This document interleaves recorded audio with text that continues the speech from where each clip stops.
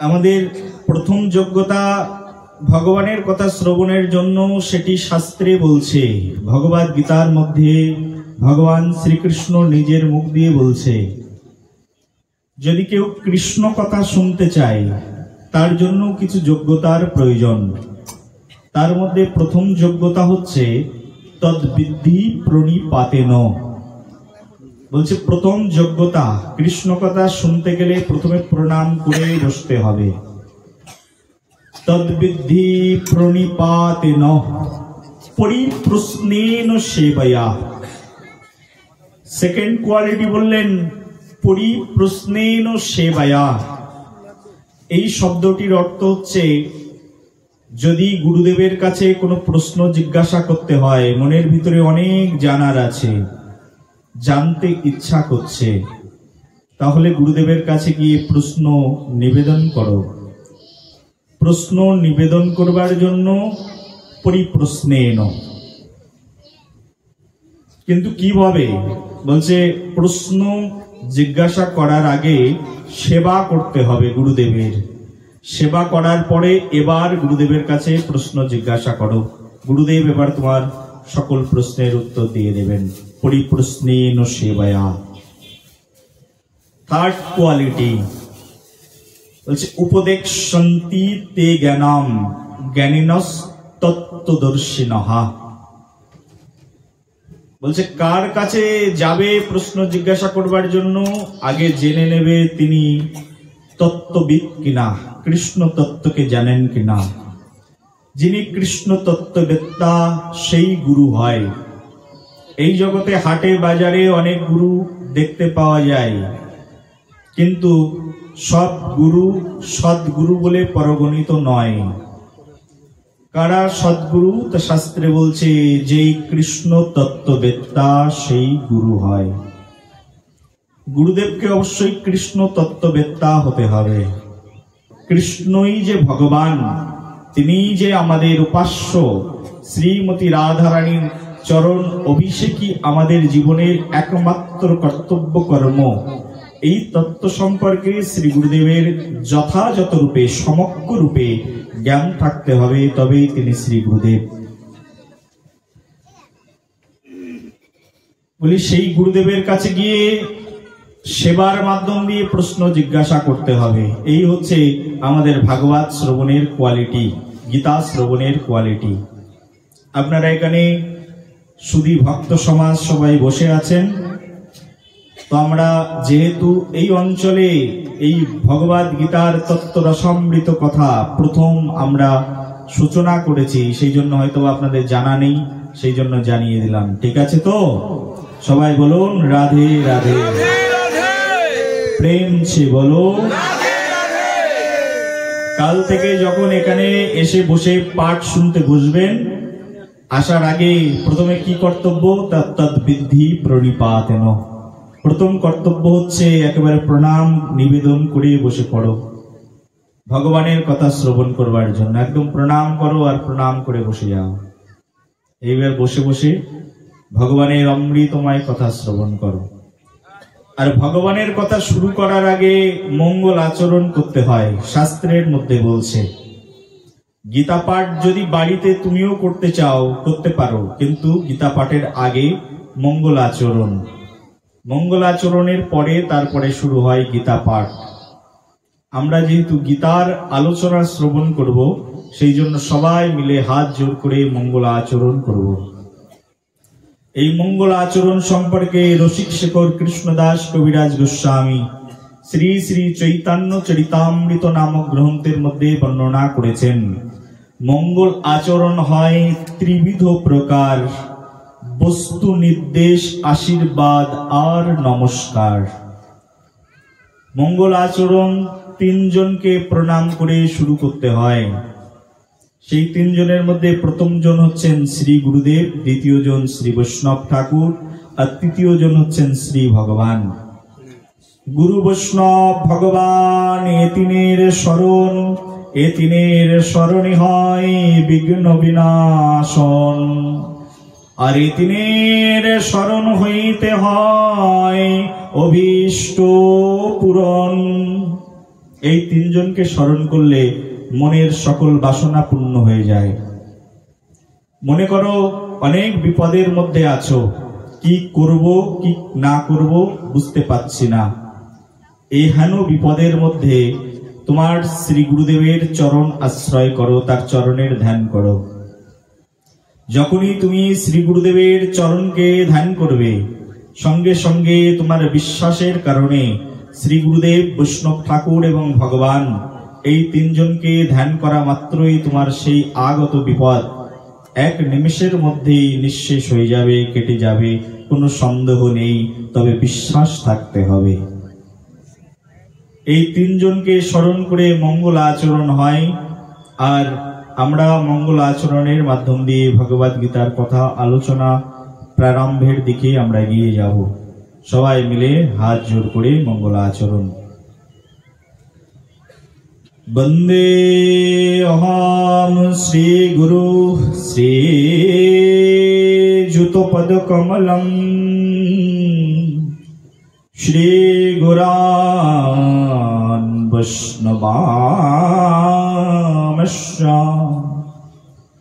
শ্রী রূপম সঘ্রজাতম সহগণ রঘুনাথম নিতম তাম সজীবম সদ্বৈতাম সবদূতাম পরিজন সহিতম কৃষ্ণ চৈতন্য দেবাম শ্রী রাধা কৃষ্ণ পাদনা সহগনা ললিতা শ্রী বিশাখার নিতামস্যঃ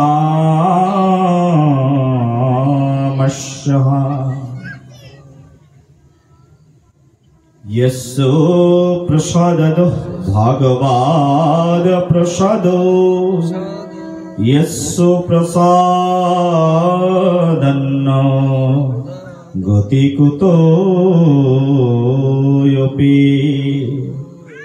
ध्यायामिस्तवमस्तस्य यशस्त्री सन्नाम वन्दे गुरु श्री चरणारविन्दम्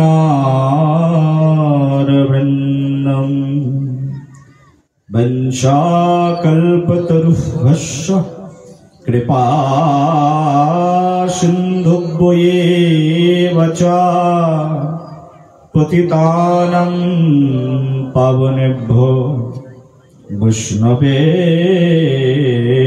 नमो नमः। अजानुलंबित भुजो कनकायवदातो संकीर्तनयक पितारया कमलाय तक्षो विश्वम्भरो द्विजवरो जुगधर्मपालो वन्दे जगत्प्रियकरो करुणाय अवतारः नमो नलिनेत्राय वेणुबद्धविनोदिने राधाधर सदापने सलिने वनमालिने नमः ब्रह्मण्य देवयाग ब्रह्मण्य हिताय च जगद्धिताय श्रीकृष्णाय गोविन्दाय नमो नमः। तप्तकाञ्चन गौराङ्गी राधे वृन्दावनेश्वरी वृषभानुसुते देवी प्रणमामि हरिप्रिये। वृन्दावै तुलसी देवा वै प्रिया वै केशवस्य च विष्णु भक्ति प्रदे देवी सत्यवत्ताय नमो नमः। मुखं करोति वाचालं पङ्गुं लङ्घयति गिरिं यत्कृपातमहं वन्दे परमानन्दमाधवम् श्रीगुरुदिनतारिणं श्रीचैतन्येश्वरम् श्रीगौरांग नित्यानंद श्री अद्वैत चंद्र गदाधर श्रीवासादि गौर भक्त वृंद। हरे कृष्णा कृष्ण कृष्ण हरे हरे, हरे राम राम राम हरे हरे। बोलो कृष्णचंद्र भगवान की जय। जय राधा रमन प्रभु की निताय गौर प्रेमानंदे हरे हरि बोल। तत्वरसामृत भगवत कथार प्रारंभ भागे सर्वप्रथमे आमार परमाराध्य पतित पावन श्री गुरुदेव যার আতুল চরণাশ্রয়ে মাদৃশ নরাধম ধন্যাতি ধন্য হয়েছে, আমার পরমারাধ্য শ্রী গুরু মহারাজ গৌড়ীয় বৈষ্ণব গগনের উজ্জ্বল জ্যোতিষ্ক গুরু গৌরাঙ্গ সেবার মুক্তিমন্ত বিগ্রহ परम दयाल नित्यानंद प्रभुर करुणार मुक्तिमंत स्वरूप नाम कल्पतरु प्रभुर नित्य नित्य कालेर सेवक श्रीनाम प्रभुर प्रेममयी मूर्तिर अन्यतम आराधक आमार परमाराध्य श्री गुरुदेव श्रीधाम बृंदावनेर मुकुट शोभा जेखाने विद्यमान श्री श्री गोवर्धन सेई गोवर्धन आश्रय करे श्री श्री राधा कुंड समग्र पृथिवीर सर्वश्रेष्ठ मुकुटमणि स्वरूप स्थान चिंतामणि कल्प तरु जेखाने सदा सर्वक्षणेर जन्य विद्यमान सेई श्री श्री राधा कुंड तटे तटस्थित श्री श्री 108 प्राण कृष्णदास बाबाजी महाराजेर रातुल चरण पद कमले सश्रद्ध कोटि दंडवाद प्रणतिपाद ज्ञापन पूर्वक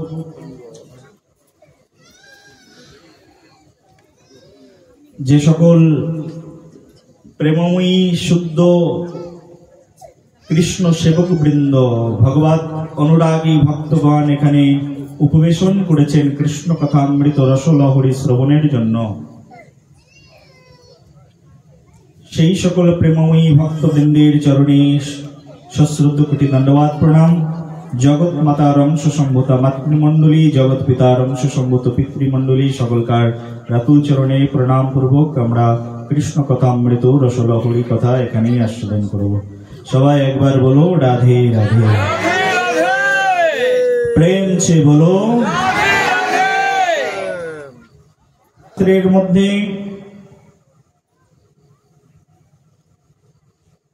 परमेश्वर भगवान श्रीकृष्ण चंद्रेर बाणी के निबंधित करा हয়েছে। भगवद गीता হচ্ছে भगवान श्रीकृष्ण चंद्रेर वाग्मय स्वरूप। আমরা ভগবানকে আস্বাদন করি কিভাবে? যদি কাউকে বলি তুমি ভগবানকে দেখেছো, কেউ বলবে দেখেছি, কেউ বলবে দেখিনি। কারণ কারোর কারোর কাছে ভগবান সুলভ আর কারোর কারোর কাছে ভগবান দুর্লভ। ভগবান দুর্লভ কার কাছে? যিনি কখনো কোনোদিনের জন্য ভক্ত নন, তার কাছে ভগবান অত্যন্ত দুর্লভ বস্তু। প্রেম ছে বলো। যিনি ভগবানের ভক্ত তার কাছে ভগবান সুলভ। এখন বিষয় হচ্ছে আপনি যদি ভগবানকে কখনো কোনোদিনের জন্য না দেখে থাকেন তাহলে আপনি এখনো ভগবানের ভক্তই হননি। বলো রাধে রাধে। আর যিনি ভগবানকে দেখেছেন তিনি তাহলে ভক্ত হয়েছেন। যাকে দেখিনি তার নাম গুণাগুণ করব কেন? হ্যাঁ কি না? হ্যাঁ, আমাদের জড় বিজ্ঞান বলছে, আমাদের বিজ্ঞানকে না, আমাদের আধ্যাত্ম বিজ্ঞানীগণ, বর্তমান যুগের আধ্যাত্ম গবেষকগণ বিজ্ঞানকে দুই ভাগে ভাগ করেছেন। একটা হচ্ছে স্পিরিচুয়াল সায়েন্স আর একটা হচ্ছে ম্যাটেরিয়াল সায়েন্স। এই ম্যাটেরিয়াল সায়েন্টিস্ট যারা আছে তারা বলছে, যদি তুমি যাকে দেখবে না তাকে তুমি বিশ্বাস করবে না, এটাকেই বলে বিজ্ঞান। বিজ্ঞান শব্দের অর্থই হচ্ছে বিশেষভাবে বিশেষায়িত যে জ্ঞান, তার নাম হচ্ছে বিজ্ঞান। বর্তমান যুগের সায়েন্টিস্টরা বলছে, যা চোখে দেখি না তা বিশ্বাস করি না, যার অস্তিত্বের প্রমাণ নেই তাকে মানার কোনো দরকার নেই। সেগুলোকে বর্তমান যুগের বিজ্ঞানীরা বলে কুসংস্কার।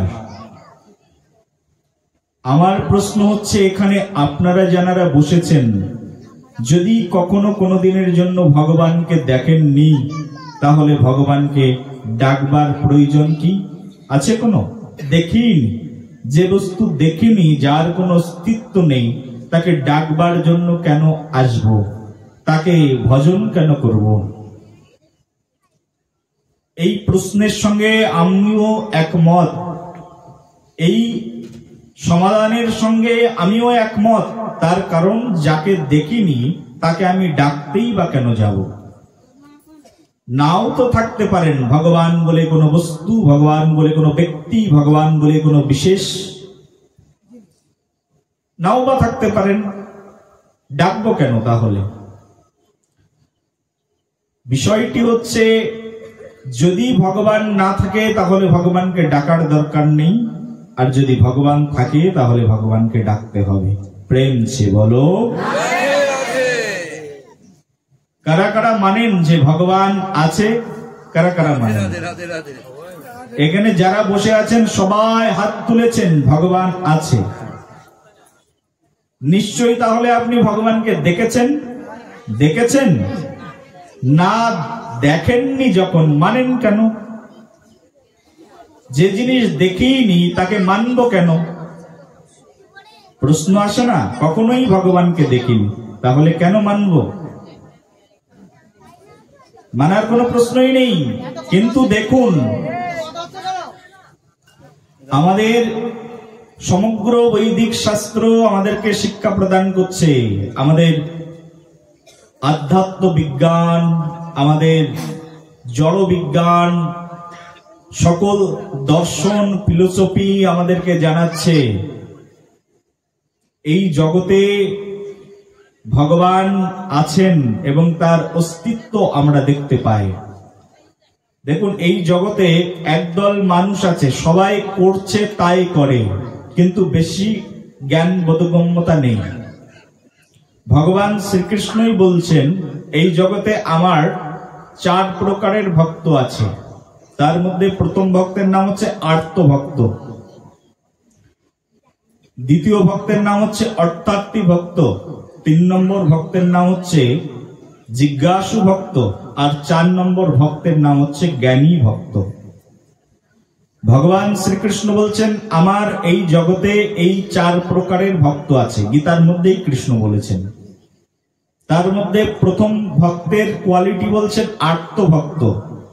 তার মানে কেউ কেউ আছে, ভগবান আছে কি নেই এত বিষয়ে জ্ঞান নেই, একেবারে ওই গাছের মতো তার চেতনা। গাছের চেতনা জানেন তো? সংকুচিত চেতনা। গাছেরও প্রাণ আছে, কিন্তু চেতনাটা হচ্ছে সংকুচিত। একটা গাছ গোড়া থেকে কেটে দিন, একটা কলা গাছ সামনে আছে, প্রাণ আছে।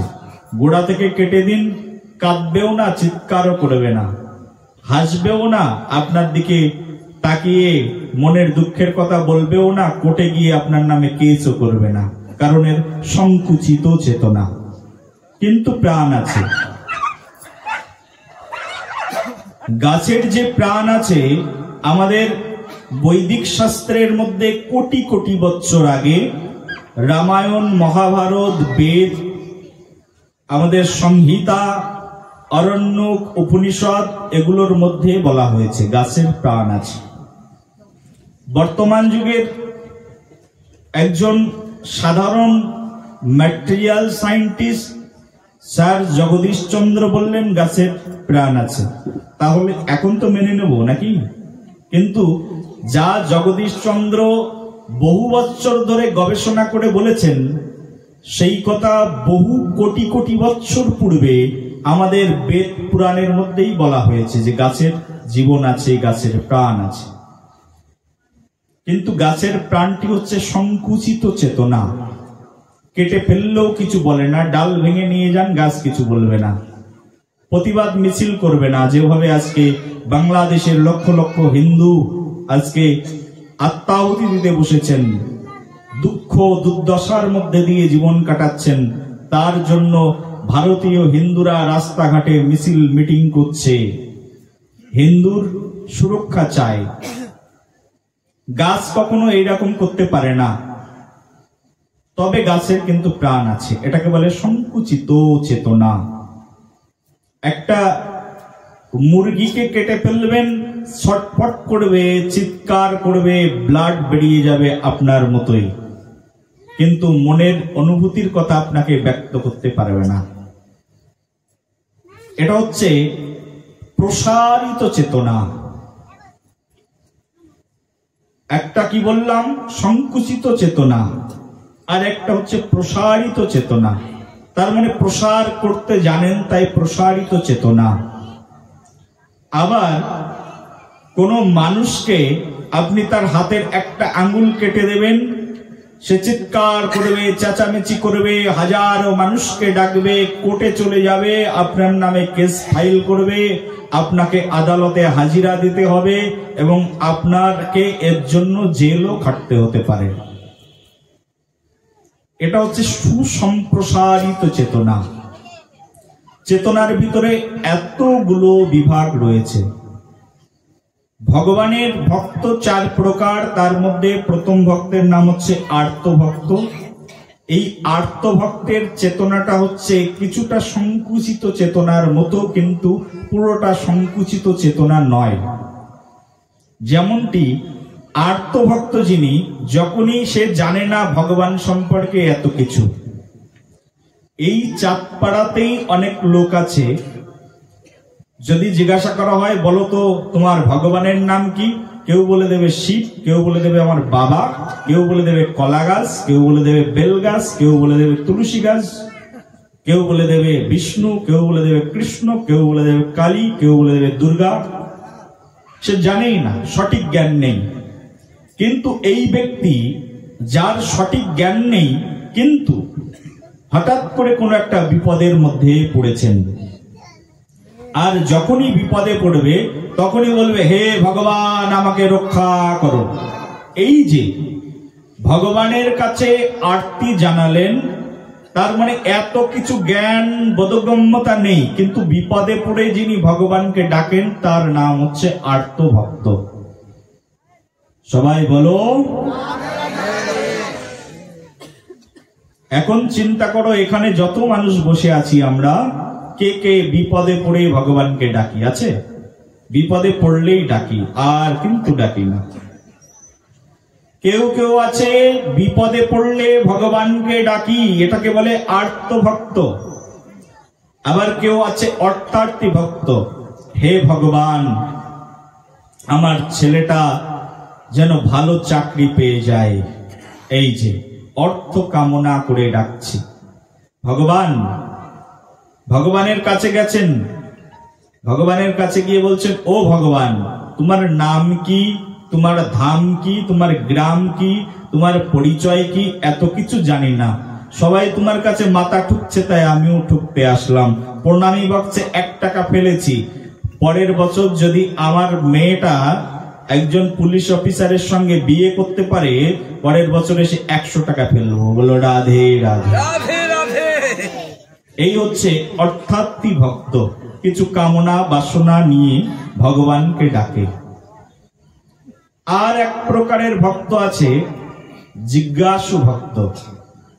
আচ্ছা, সবাই যে এত ভগবান ভগবান করছে, আসলে কি ভগবান আছে কি নেই? এই যে মনের ভিতরে কিউরিসিটি, কোন দিকে যাব, ডান দিকে যাব না বাম দিকে যাব বুঝতে পারছি না। মনের ভিতরে সংশয়, ভগবান আছে না নেই, এই সংশয় নিয়ে একবার এর কাছে প্রশ্ন করে, একবার ওর কাছে প্রশ্ন করে। ভালো ব্যক্তির কাছে প্রশ্ন করলে ভালো উত্তর পায়, খারাপ ব্যক্তির কাছে প্রশ্ন করলে খারাপ উত্তর পায়। প্রত্যেক মানুষের তো জ্ঞান সীমাবদ্ধ, কিন্তু ভগবত তত্ত্ব যেটি সেটি হচ্ছে অসীম, ব্যাপক, বিশাল, সুবিশাল, যা একজন মানুষের দ্বারা, একজন হিউম্যান বডি প্রাপ্ত কোনো ব্যক্তির দ্বারা সেই ভগবানের তত্ত্বকে নিরূপিত করা কখনোই সম্ভব নয়। এমন হিউজ তত্ত্ব হচ্ছে ভগবান। সেই ভগবানকে কিভাবে জানা সম্ভব? জানাই যায় না, কিন্তু কেউ প্রশ্ন করে ভগবান আছে কি নেই। এখন প্রশ্ন হচ্ছে, বিজ্ঞান বলছে ভগবান যদি যা চোখে দেখবে না তা তুমি বিশ্বাস করবে না। এখন কেউ কেউ আছে মনে করুন জড় বিজ্ঞানীদের দলে, আর কেউ কেউ আছে আধ্যাত্মিক বিজ্ঞানীদের দলে। যারা জড় বিজ্ঞানীদের দলে তাদের মতামত হচ্ছে যা চোখে দেখিনি তা বিশ্বাস করব না।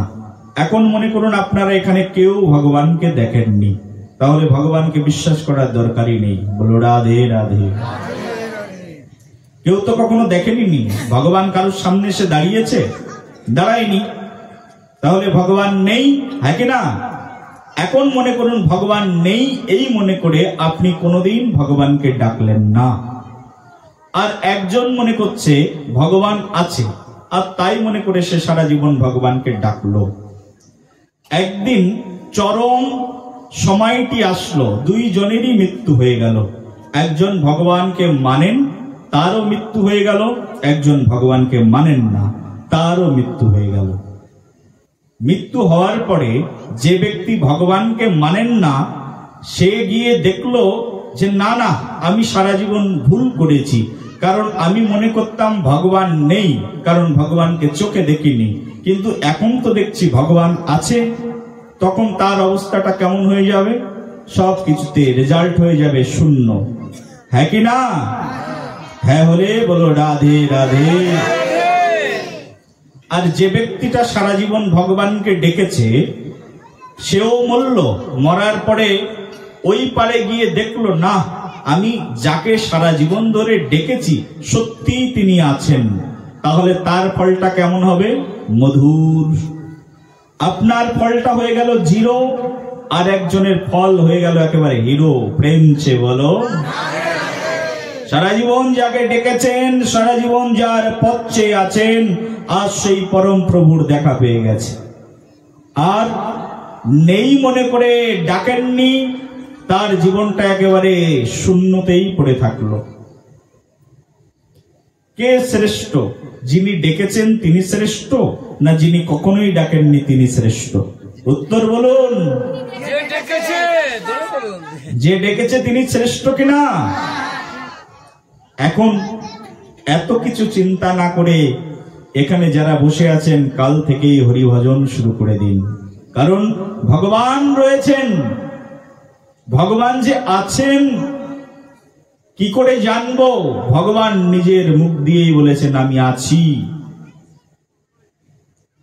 ভগবান নিজের মুখ দিয়ে বলছেন আমি আছি, আমি আসি, আমি যাই, ভক্তের সঙ্গে কুলাকুলি করি, ভক্তের সারিতে বসে খাই।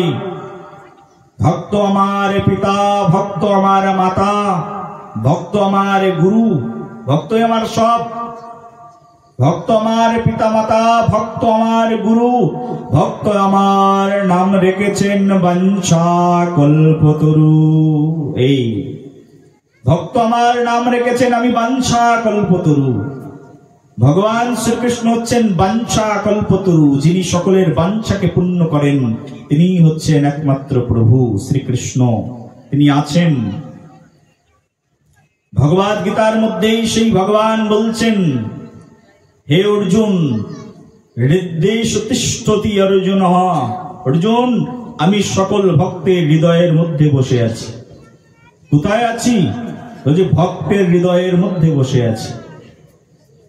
ঠাকুর নরোত্তম দাস আমাদের প্রেম ভক্তির মহাজন, এই একেবারে বাংলাদেশ বর্ডার ক্রস করে চলে যান, রাজশাহী খেতুড়িতে থাকতেন। প্রেম ভক্তির মহাজন। এখান থেকে প্রায় 450-500 বছর আগের কথা। মহাপ্রভুর পরে প্রেম ভক্তির মহাজন নরোত্তম দাস ঠাকুর। এই নরোত্তম দাস ঠাকুর তার পদের মধ্যে লিখেছেন, ভক্তের হৃদয়ে সদা গোবিন্দ বিশ্রাম, গোবিন্দ কহেন মম বৈষ্ণব পরাণ। এই যে বলছেন ভক্তের হৃদয়ে সদা গোবিন্দ বিশ্রাম। গোবিন্দ কোথায় বিশ্রাম করেন? বলছে ভক্তের হৃদয়ে। ভগবানকে খুঁজতে পাহাড়ে যাবে, ভগবানকে খুঁজতে জঙ্গলে যাবে, এত জায়গায় যাওয়ার প্রয়োজন নেই। ভগবান কোথায় আছে? বলে যিনি ভক্ত, সদা সর্বক্ষণ সতত কীর্তয়ন্ত মাম যে জনা পর্যুপাসতে, যিনি সদা সর্বক্ষণ কৃষ্ণকে ডাকছেন, তার হৃদয়ের মধ্যে ভগবান সদা সর্বক্ষণের জন্য বিরাজমান। ভগবানকে খোঁজ করবার জন্য এই যে স্বামী বিবেকানন্দ শিকাগো শহরে গিয়ে গলা ফাটিয়ে বক্তৃতা দিয়েছেন, চিৎকার করে করে। দেখুন, মাত্র 1 ঘন্টা বক্তৃতা দেবেন আর 7 ঘন্টা ফিল্ড ওয়ার্ক করবেন, একই সমপরিমাণ পরিশ্রম। আমার কথা নয়, বিজ্ঞান গবেষণা যারা করে তারা জানে। আমরা একটু একটু বিজ্ঞান পড়ি তো, তাই আমরা একটু জেনেছি। বিজ্ঞানীরাই বলছে 1 ঘন্টা কোনো মানুষ বক্তৃতা দেয়, আর একজন মানুষ 7 ঘন্টা মাঠে কোদাল কুপিয়ে পরিশ্রম করে, দুটোই সমান। এই ভারতের বঙ্গদেশের বীর সন্তান স্বামী বিবেকানন্দ গিয়ে এই ভগবদ গীতার কথা বিদেশিদেরকে প্রথম শ্রবণ করিয়েছিলেন। এই পাশ্চাত্য দেশে গিয়ে শ্রবণ করিয়ে তাদেরকে বলেছিলেন, দেখো বহুরূপে সম্মুখে ছাড়ি কোথায় খুঁজিছ ঈশ্বর, জীবে প্রেম করে যেই জন সেই জন সেবিছে ঈশ্বর। বলো রাধে রাধে, প্রেম সে বলো, দুহাত তুলে আর একটু জোরে বলো, বৃন্দাবন থেকে রাধা রানী শুনতে পায়। প্রেম সে বলো।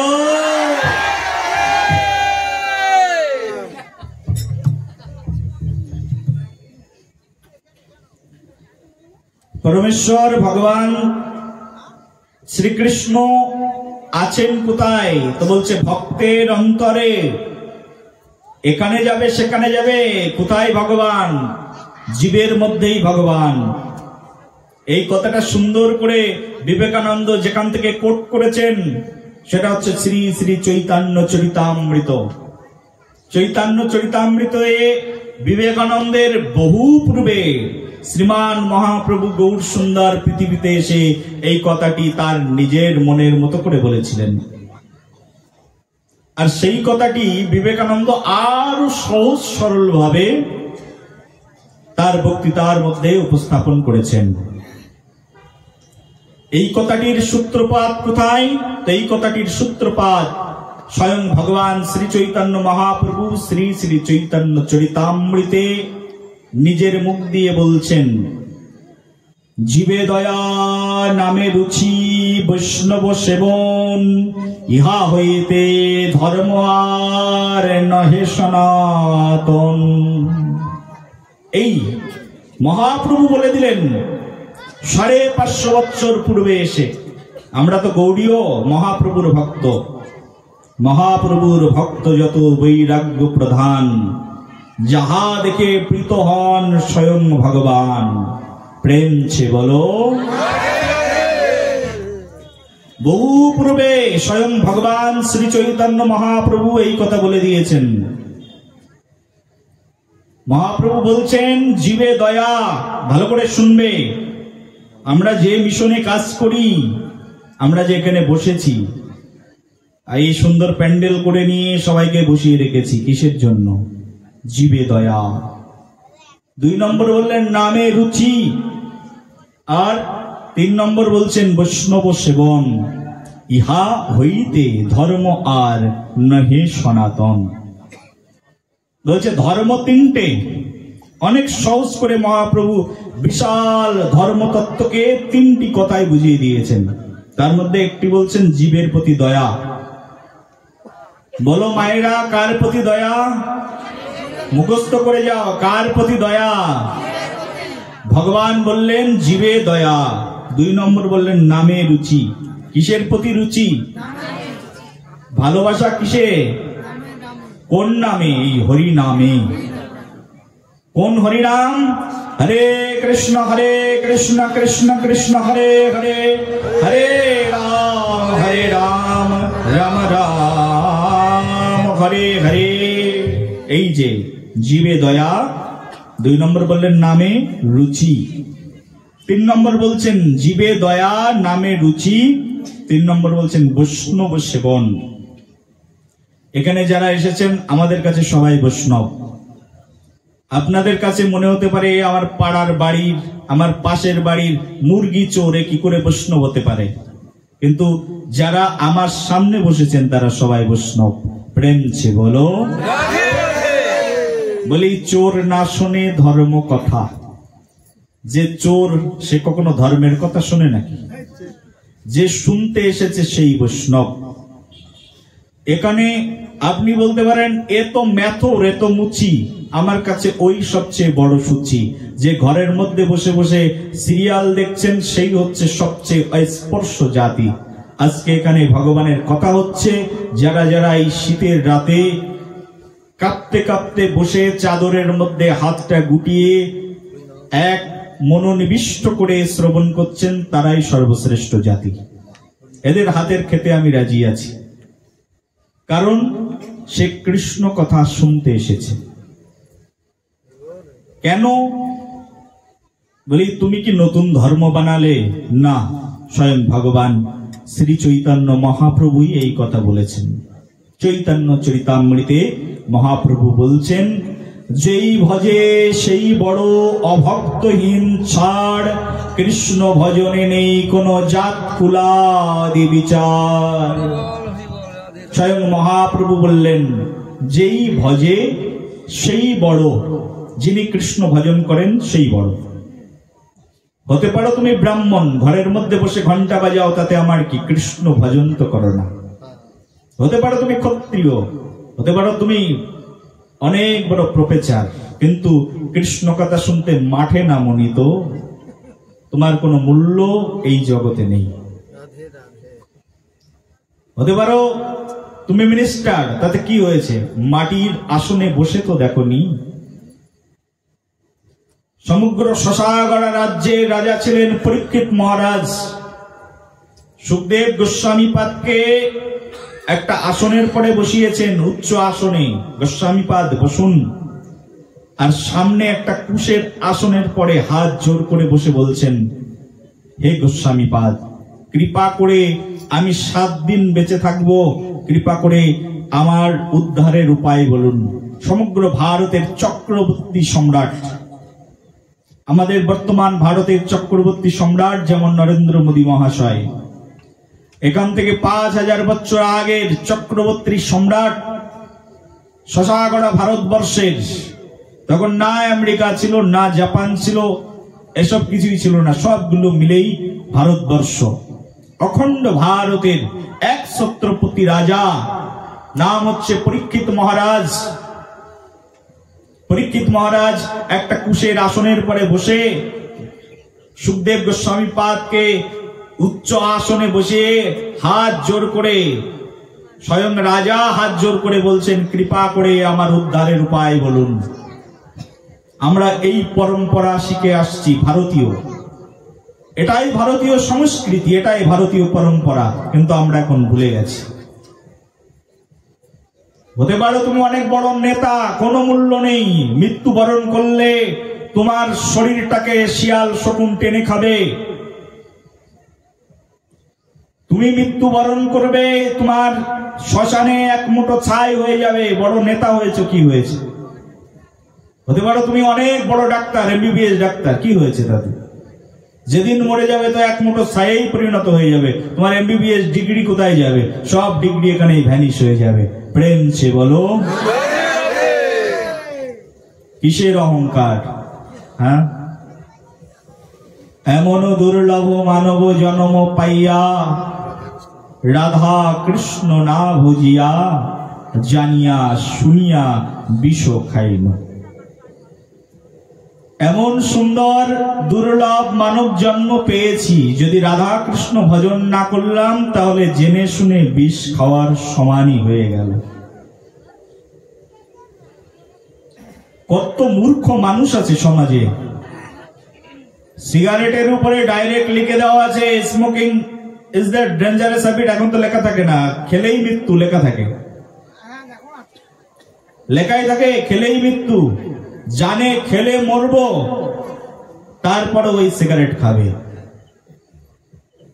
জেনে শুনে বিষ খায় না। এখানে যারা বসে আছি সবাই জানি কৃষ্ণ ভজন না করলে নরকে যেতে হবে, আর কৃষ্ণ ভজন করলে ভগবত ধামে যেতে পারবে।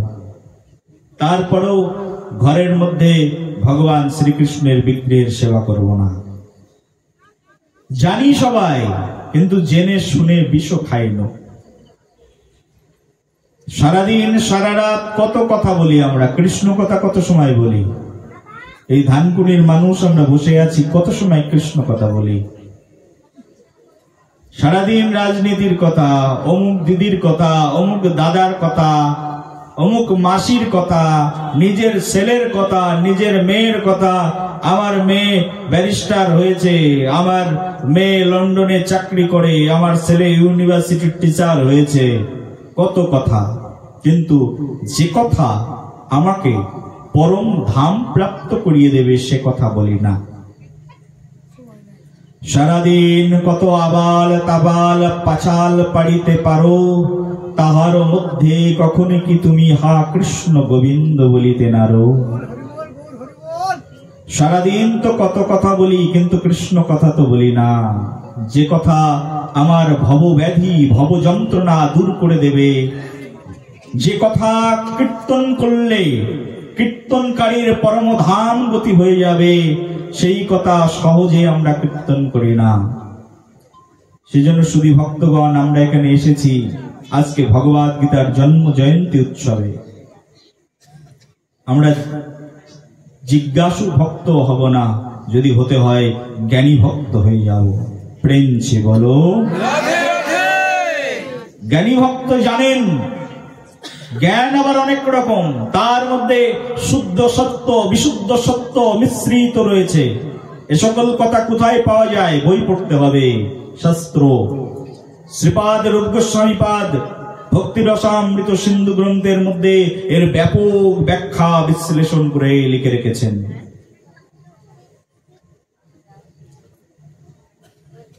জ্ঞান অনেক রকমের। শুষ্ক জ্ঞান দরকার নেই। কি জ্ঞান দরকার? কর্মমিশ্র জ্ঞান দরকার নেই। কি জ্ঞান দরকার? যে জ্ঞান আমাকে কৃষ্ণ চরণার বৃন্দে আমাকে সমর্পিত করে দেয়, সেই জ্ঞান দরকার। জ্ঞান লাভ করবার জন্য বিভিন্ন ইনস্টিটিউটে যাই, ভর্তি হই, সেখানে গিয়ে জ্ঞানী হওয়ার জন্য। কিন্তু সব জ্ঞান আমাকে বন্ধন দ্বারা আবদ্ধ করে রাখে।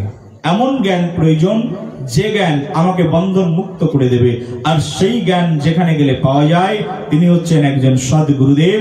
সেই জন্য শাস্ত্র বললেন, সাক্ষাদরে তেন সমস্ত শাস্ত্রে রুক্তস্ততা ভাবত এব সদ্ধি, কিন্তু প্রভুর্য প্রিয় এব তস্য বন্দে গুরু শ্রী চরণার বৃন্দম। আমাদের এমন কোন গুরুর কাছে অন্বেষণ করতে করতে যাওয়া উচিত, যে গুরু আমাকে ভগবান শ্রীকৃষ্ণের চরণের সেবার সঙ্গে যুক্ত করে দেবেন। গুরুদেবের কর্তব্যই হচ্ছে তার শিষ্যকে কৃষ্ণ সেবার সঙ্গে যুক্ত করে দেওয়া। এখানে আমাদের অনেক শিষ্যরা রয়েছে, এদের সঙ্গে আমার সম্বন্ধ এইটুকু, এই অমুক জায়গায় প্রোগ্রাম হবে, যাও, যে সারাদিন কাজ করো।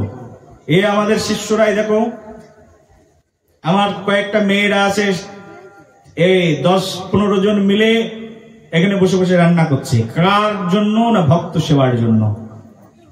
এখানে ভক্তরা এসেছেন, যারা কৃষ্ণ কথা শ্রবণ করতে আসে তারা ভক্ত, আর ভক্তদের সেবার জন্য বসে বসে রান্না করছেন। না পারিশ্রমিক আছে, না টাকা পয়সা আছে। আমার শিষ্যরা চলে এসেছেন বারাসাত থেকে, না 1 টাকা পারিশ্রমিক পাবে, নিজের পকেটের টাকা দিয়ে চলে এসেছেন এই কীর্তন করবার জন্য। ভগবানের সেবা আর ভক্তের সেবা। একজন মৃদঙ্গ বাজনা শিখলেই তো তার আগে চাই টাকা। এখানে কালকে কোন এক বাবা ফোন করেছেন একজনকে, আসুন একটু স্টেজে মহারাজজি বসে আছেন, একটু কীর্তন গাচ্ছেন, কিন্তু মৃদঙ্গ বাজানোর লোক নেই, একটু আসবেন মৃদঙ্গ বাজাতে। আগে থেকেই টাকা কন্ট্যাক্ট হয়ে গেছে, টাকা দেবে তো? তাহলে যাব, না হলে যাব না। ঠিক এই বিদ্যার, যে বিদ্যা কৃষ্ণ সেবাই লাগে না, যে বিদ্যা অর্থ ইনকামের জন্য যে বিদ্যা অর্জিত হয়েছে, সেই বিদ্যাকে ঘৃণা করি, সবারই ঘৃণা করা উচিত। কি মূল্য আছে সেই বিদ্যার, যে বিদ্যা শুধু অর্থের পিছনে ব্যয় হয়, কোনো বৈষ্ণবের সেবাই লাগে না, যে বিদ্যা কৃষ্ণের সেবাই লাগে না, কি মূল্য আছে সেই বিদ্যার? এখানে যারা বসে আছেন, আমাদের শিষ্যরা এখানে আছে, আমাদের হরিচরণ দাস ভাগবত পাঠ করে দিয়ে আসবে আপনার বাড়িতে, বলবেন, টাকা পয়সা কিছু দেওয়া লাগবে না। আর যদি আপনি 2-5 টাকা হাতে দেবেন, আবার আমার কাছে এনে দিয়ে দেয়। গুরুদেব আপনি ভগবানের সেবা করছেন, সোসাইটি বানিয়েছেন, বিভিন্ন জায়গায় মন্দির বানাচ্ছেন, নেন আপনি রেখে দিন। এটাই হচ্ছে আমাদের আদর্শ শিক্ষা। আমাদের ভক্তদেরকে ডাকবেন আপনার বাড়িতে পাঠ করবার জন্য, বিনা টাকায় গিয়ে আপনার বাড়িতে পাঠ করে দিয়ে আসবে। এটাই শিক্ষা, এটাই আমাদের বৈদিক সংস্কৃতি। কিন্তু আমরা ধর্মটাকেও ব্যবসা বানিয়ে নিয়েছি। প্রেম সে বলো, প্রেম সে বলো। শুধু ভক্তগণ, আমাদের এমন একজন ভক্ত হওয়া উচিত। এই ভগবান শ্রীকৃষ্ণ বলছেন আমার 4 প্রকার ভক্ত, তো তার মধ্যে এই শ্রেষ্ঠ যিনি, তিনি হচ্ছেন জ্ঞানী ভক্ত। জ্ঞানী ভক্ত জানেন কৃষ্ণ সেবার মহিমা কি, তাই তিনি কৃষ্ণ সেবা করেন। আর এই যে জ্ঞান, আত্মজ্ঞান, এই জ্ঞান লাভ করবার জন্য আমাদের প্রয়োজন হয় শ্রী গুরুদেব। শ্রী গুরুদেবের চরণে আত্মসমর্পণ। যখন শ্রী গুরুদেবের কাছে গিয়ে আত্মসমর্পণ করবে, তখন শ্রী গুরুদেব তোমাকে এই শিক্ষা প্রদান করবেন, কৃষ্ণ সেবা করো। এই জগতে কৃষ্ণ সেবার চেয়ে মহিমা মণ্ডিত আর কিছু নেই, এই কৃষ্ণ সেবার চেয়ে শ্রেষ্ঠ আর কিছু নেই। ভগবান শ্রীকৃষ্ণচন্দ্র ভগবদ গীতার মধ্যে অনেক অনেক কথা বর্ণনা করেছেন। ভগবদ গীতার মধ্যে ভগবান শ্রীকৃষ্ণ 700 শ্লোক বলেছেন। 700 শ্লোকে ভগবদ গীতা, তার মধ্যে 574টি শ্লোক কৃষ্ণ নিজের মুখ দিয়ে বলেছেন। সেই সকল শ্লোকের মধ্যে পরমেশ্বর প্রভু ভগবান শ্রীকৃষ্ণচন্দ্র একটি শ্লোকের মধ্যে বলছেন ভগবানের মনের কথা। ভগবদ গীতার মধ্যে 700 শ্লোক আছে, মায়েরা মুখস্থ করো। কত শ্লোক? জোরে বলো। এখানে যে গীতা জয়ন্তী হলো, বাড়িতে গিয়ে বলবে গীতা মুখস্থ করে চলে এসেছি, গীতা সম্পর্কে ধারণা হয়ে গেছে। ভগবদ গীতায় কতটি শ্লোক? কতটি? ভগবান শ্রীকৃষ্ণ এই 700 শ্লোকের মধ্যে 574টি শ্লোক মুখ দিয়ে বলেছেন। কতটা শ্লোক মনে থাকবে? কতটা? 700টা শ্লোক, তার মধ্যে কৃষ্ণ বলেছেন 574টি শ্লোক। অর্জুন বলেছেন 85টি শ্লোক। কটি? অর্জুন নিজের মুখ দিয়ে 85টি শ্লোক বলেছেন। আরো স্পিকার আছে ভগবদ গীতার মধ্যে। ধৃতরাষ্ট্র, এই ধৃতরাষ্ট্র বলেছেন 1টা শ্লোক। কটা? আর সঞ্জয় 40টি শ্লোক বলেছেন। টোটাল মিলিয়ে হলো 700 শ্লোক। এই যে ভগবান শ্রীকৃষ্ণ 574টি শ্লোক বলেছেন নিজের মুখ দিয়ে, তার মধ্যে একটি শ্লোক 2 বার বলেছেন। কটা শ্লোক জানো কি জানো না? যারা জানো না ভালো করে শোনো, ম্যাক্সিমামই জানো না, 99.9% জানো না, কারণ গীতা কোর্সই করোনি কখনো। আমাদের এখন অনলাইনে গীতা কোর্স চলছে। কারো যদি মনে হয় বাড়িতে বসে ফ্রিতে অনলাইনে গীতা কোর্স শিখবো, তাহলে আমাদের এই যে টেবিলটা আছে, টেবিলের ওখান থেকে আমার নাম্বারটা নিয়ে যাবে, হোয়াটসঅ্যাপ নাম্বারটা নিয়ে যাবে, ওখানে মেসেজ লিখে পাঠিয়ে দেবে। অনলাইনে ঘরের মধ্যে বসে বসেই গীতা কোর্স করতে পারবে। প্রতিদিন রাতের বেলায় 9টার সময় ক্লাস হয়। সবাই ঘরের মধ্যে বসে বসে রাত 9টায় মোবাইল সামনে রেখেই আমাকে দেখতে পাবে আর ক্লাস করতে পারবে। Online Gita class, online Gita course চলছে আমাদের। এটা মানুষের জন্য সেবা, ভক্তদের জন্য সেবা। ভগবদ গীতার মধ্যে একটি শ্লোক ভগবান 2 বার বলেছেন। সেই শ্লোকটি খুব মার্মিক শ্লোক। সেই শ্লোকটি ভক্তের হৃদয়কে ছুঁয়ে যাওয়া শ্লোক। এই শ্লোকের মধ্যে ভগবান শ্রীকৃষ্ণ বলছেন, মন্মনা ভব মদ ভক্তো মজ্জীমাং নমস্কুরু মমে বৈশ্বং শিশুত্তং তে প্রতিজানি প্রিয় হসিমে। একটি কথা 2 বার বলার অর্থ কি? মায়েরা বলো তো, বলো কেন বললাম? এক কথা 2 বার বলল কৃষ্ণ।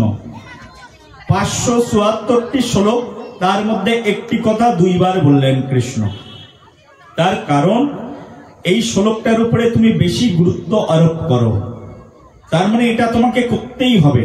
2 বার বলেছেন মানে কৃষ্ণ একবার মুখ দিয়ে সবগুলো বলেছেন, কিন্তু একটি শ্লোক আছে যেটি 2 বার বলেছেন। তার অর্থ হচ্ছে এটার প্রতি বেশি গুরুত্ব দাও। আর সেই শ্লোকটি হচ্ছে মন্মনাঃ ভব। বলছেন মন্মনাঃ ভব মদ ভক্ত, বলছে আমার মনের মতো ভক্ত হয়ে যাও। মজ্জাজি মাম, আমার উপাসনা করো। মাম নমস্কুরু, আমাকে নমস্কার করো। এই যে রবি ঠাকুর কতটা, বিশ্বকবি রবীন্দ্রনাথ ঠাকুর হৃদয় থেকে কতটা জেনেছিলেন ভগবদ গীতাকে, একটা কবিতার মধ্যে লিখলেন, একটি নমস্কারে প্রভু একটি নমস্কারে আমার সকল দেহ লুটিয়ে পড়ুক তোমার সংসারে। ঘন শ্রাবণ মেঘের মতো রসের ভারে নম্র নত, একটি নমস্কারে প্রভু একটি নমস্কারে। নমস্কার তো একটি। রবীন্দ্রনাথ ঠাকুর বললেন, নমস্কার আমি ভগবানকে একবার দেব না, বলছে একটি নমস্কারে প্রভু একটি নমস্কারে আমার সকল দেহ লুটিয়ে পড়ুক তোমার সংসারে। নমস্কার বলছে আমার নমস্কারের মধ্যে কি কি লুটিয়ে পড়ুক তোমার সংসারে? আমার এই দেহ মন প্রাণ একদম লুটিয়ে পড়ুক তোমার সংসারের মধ্যে। একটা হচ্ছে আমার সংসার আর একটা হচ্ছে কৃষ্ণের সংসার। ভালো করে বুঝবে, প্রেম সে বলো সবাই মিলে। আমার কথা শুনতে খুব খারাপ লাগছে? খুব খারাপ বলছি? মনে আঘাত লাগছে? তা আরেকবার বলো, প্রেম সে বলো। বলছে একটি নমস্কারে প্রভু একটি নমস্কারে। নমস্কার একটি, বলছে সকল দেহ লুটিয়ে পড়ুক তোমার সংসার। আমার সংসার কোনটা? যে সংসারের মধ্যে আমি আছি আর আমার অহংকার আছে, আমিত্ববোধ আছে, আমার ছেলে আছে, আমার মেয়ে আছে, আমার পরিবার আছে, এটা আমার সংসার। আরেকটা সংসার আছে যে সংসারের মধ্যে আমিত্ব নেই, হে প্রভু সব কিছু তোমার। এই সংসার যারা করতে পারেন তাদেরকে বলে সাধু। ভালো করে বুঝবে, সাধু কাকে বলে? বলছে যে ব্যক্তি মনে করেন হে কৃষ্ণ আমি তোমার আর তুমি আমার, আমি তোমার দাসের অনুদাস, এই মনোভাব যাদের আছে তাদেরকে বলে সাধু। বুঝলে কিনা? বুঝলে আর একবার বলো। যারা পিছনে দাঁড়িয়ে আছো কথা বলছো, কাইন্ডলি একটু বাইরে চলে যাও। যারা পিছনে দাঁড়িয়ে দাঁড়িয়ে কথা বলছো, কথা বলবে না, যে কয়েকজন দাঁড়িয়ে গল্প করছে পিছনে।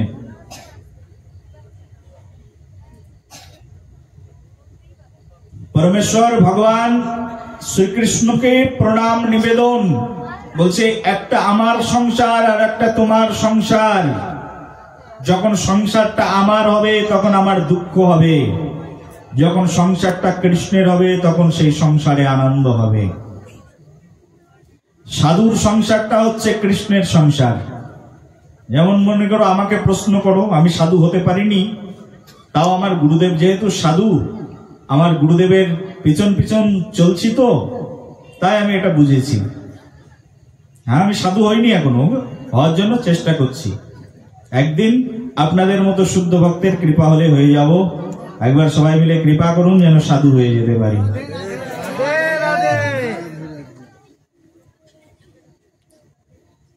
এখানে আমাদের অনেক ভক্তরা আছে, সবাইকে নিয়ে আমার হচ্ছে একটা কৃষ্ণের সংসার। কারণ আমি মনে করি এখানে যা কিছু আছে সব কিছু কৃষ্ণের। আমাদের এখানে মন্দির হবে, আমি একবারও এসে কর্তৃত্ব অভিমান ফলিয়ে এখানের কোন গ্রামের মানুষকে বলি নেই আমি এখানে মন্দির বানাবো, তোমরা আসবে। এই হয়ে গেল অহংকার। বলে অহংকারীর হৃদয়ের মধ্যেও কৃষ্ণ থাকেন না, তার ঘরের মধ্যেও কৃষ্ণ থাকেন না। প্রেম সে বলো। আমাদের এক নরোত্তম দাস ঠাকুর মহাশয় একবার রাজা সোনার মন্দির বানিয়ে দিয়েছেন। তখন তো রাজকার্য চলতো, রাজা একটা সোনার মন্দির বানিয়েছেন, ভালো করে বুঝবে। একটা স্বর্ণের মন্দির বানিয়েছেন রাজা, আর সোনার মন্দিরের মধ্যে সোনার সিংহাসন বানিয়েছেন। সোনার সিংহাসনের উপরে সোনার মূর্তি বসিয়েছেন, সোনার মূর্তিতে সোনার মুকুট বসিয়েছেন, আর বলছেন সারা রাজ্যের লোক আমার এই মন্দিরের মধ্যে এসে সবাই প্রণাম করবে, আর এখানে এসে সব ট্যাক্স জমা দেবে। প্রণাম করবে, ট্যাক্স দেবে, তোমার টাকা ভরবে। প্রণাম করলেই তো প্রণামী দিতে হবে, ট্যাক্স পড়বে, টাকা ভরে যাবে। প্রেম সে বলো। নরোত্তম দাস ঠাকুর মন্দিরে না গিয়ে মন্দিরের রাস্তার সামনে অবরোধ করে কলকর্তাল বাজিয়ে কীর্তন শুরু করে দিয়েছেন। ওই পথ দিয়ে রাজা যাচ্ছিলেন, পালকি থেকে নেমেছেন। এই মূর্খ, কীর্তন করার আর জায়গা পেলি না? এত বড় মন্দির বানিয়েছি, মন্দিরের মধ্যে সোনার সিংহাসন বানিয়ে দিয়েছি, সেই সোনার সিংহাসনে সোনার মূর্তি বসিয়ে দিয়েছি, সোনার মূর্তির মাথায় সোনার মুকুট বসিয়ে দিয়েছি, রত্ন খচিত বালিশ দিয়ে দিয়েছি ভগবানকে। তুই কিনা ভগবানের মন্দিরে না গিয়ে রাস্তার মাঝখানে বসে বসে কীর্তন করছিস। কাণ্ডজ্ঞানের অভাব হয়েছে তোর। নরোত্তম দাস ঠাকুর মহাশয়, ভক্তরা তো সহজে রাগেন না, হাত জোর করে বলছেন বাবা খুব অপরাধ হয়ে গেছে। কি অপরাধ? এত বড় অপরাধ করেছিস, আবার মুখে মুখে কথা বলছি না, যেটা সত্যি সেটা বলছি। আপনার মন্দিরের মধ্যে ভগবান নেই তো, তাই আমি এখানে বসে বসে কীর্তন করছি। বলি রে, এত বড় মন্দির, এত বড় ভগবান, তুই বলছিস ভগবান নেই? নরোত্তম দাস ঠাকুর বলছেন দেখুন রাজামশাই, আপনার মন্দির আছে, মন্দিরের মধ্যে সোনার মূর্তি আছে, কিন্তু মন্দিরের মধ্যে ভগবান নেই। বলি ভগবান নেই? মূর্তিটাকে তুই ভগবান মনে করিস না? বলছে ওটা ভগবান, কিন্তু ওটা অহংকারের ভগবান বসে আছে, অরিজিনাল ভগবান ওখানে নেই। বলো নিতাই গৌর প্রেমানন্দে।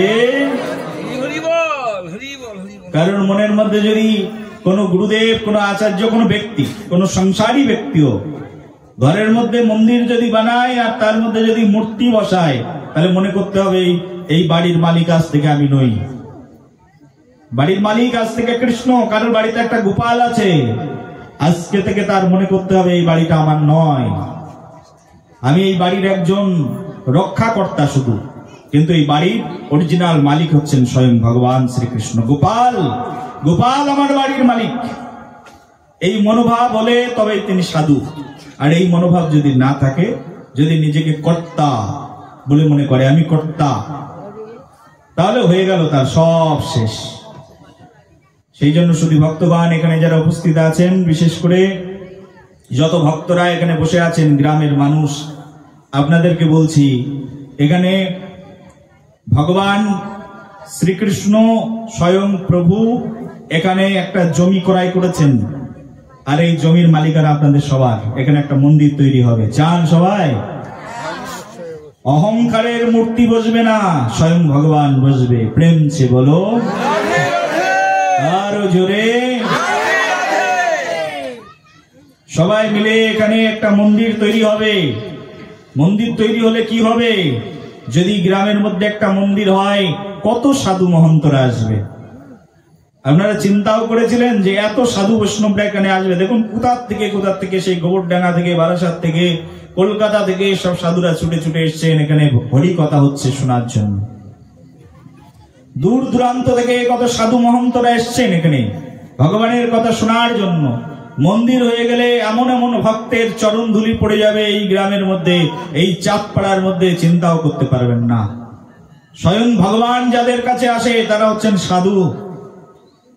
ভগবান আপনার দরজায় কোনোদিন আসুক আর না আসুক, সাধুর দরজায় প্রতিদিন আসেন। যিনি সাধু হয়ে গেছেন তার কাছে কৃষ্ণ প্রতিদিন আসেন। কৃষ্ণ সাধুর কাছে সুলভ। ভক্তের হৃদয়ে কৃষ্ণের সতত বিশ্রাম। কৃষ্ণ ভক্তের হৃদয়ের মধ্যেই বিশ্রাম করেন। যদি এখানে মন্দির হয়ে যায়, কত জায়গার সাধু আসবে, কত দূর দূরান্ত থেকে কত ভক্তরা আসবে। তাদের চরণ ধুলিতে এই স্থান এক মহাতীর্থে পরিণত হবে। তীর্থ দর্শন করতে তো আমরা হরিদ্বারে যাই, শ্রীক্ষেত্রে যাই, কত কত জায়গায় যাই, কিন্তু তীর্থ আপনার বাড়ির কাছে চলে আসবে যদি একটা মন্দির হয়ে যায়। আর যদি কোন সৎ সম্প্রদায়ের কোন আচার্য বানিয়ে দেয়, তাহলে তো আর কোনো কথাই নেই, সেটা তো মহাতীর্থে পরিণত হয়ে যাবে। প্রেম সে বলো। আপনারা চান এটা মহাতীর্থ হয়ে যাক? চাইলে সবাই একবার বলুন রাধে রাধে।